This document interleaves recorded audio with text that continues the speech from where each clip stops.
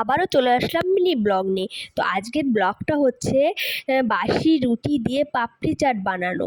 ব্যাপারটা হচ্ছে আমি যখনই দিদা বাড়িতে যেতাম আর দিদা দাদু রাত্রেবেলা রুটি খেত, তো সেই রুটি থেকে একটা দুটো রুটি বেঁচে যেত। সেই রুটি দিয়ে আমি কী করতাম, রুটিগুলোকে খণ্ড খণ্ড করে এইভাবে কেটে নিতাম, কেটে নিয়ে কড়াইতে করে তেলে ভেজে এইভাবে তুলে নিতাম। তোলার পরে পাপড়ি চাট যেইভাবে বানানো হয় সেইভাবে সমস্ত উপকরণগুলো এক জায়গায় নিয়ে নিয়েছি। যেরকম ধরো এই আলু সিদ্ধর মধ্যে হালকা একটু লবণ দিয়ে মেখে নিয়েছি যাতে একটু লবণ লবণ ভাব লাগে। তারপরে এই যে বাদাম, ভুজিয়া, টমেটো কুচি, পেঁয়াজ কুচি, লঙ্কা কুচি, আর এই টমেটো সস, এগুলো আর হচ্ছে একটু টক দই, এগুলো দিয়ে একদম সুন্দরভাবে উপকরণগুলো খণ্ড খণ্ড করে ভাগ করা হয়েছে।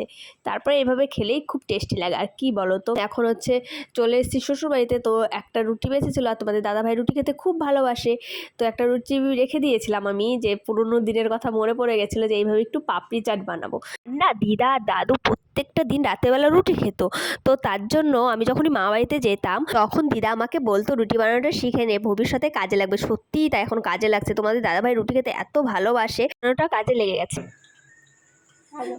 কেমন হয়েছে? কেমন হয়েছে? খুব স্বাদ। খুব স্বাদ? আমি সব খাবো। ঠিক আছে, তুমি খাও। এইভাবে বাসি রুটি দিয়ে কে কে পাপড়ি চাট করে খেয়েছো অবশ্যই আমাকে কমেন্ট করে জানিও, আর যারা না খেয়েছো তারা অবশ্যই খেও।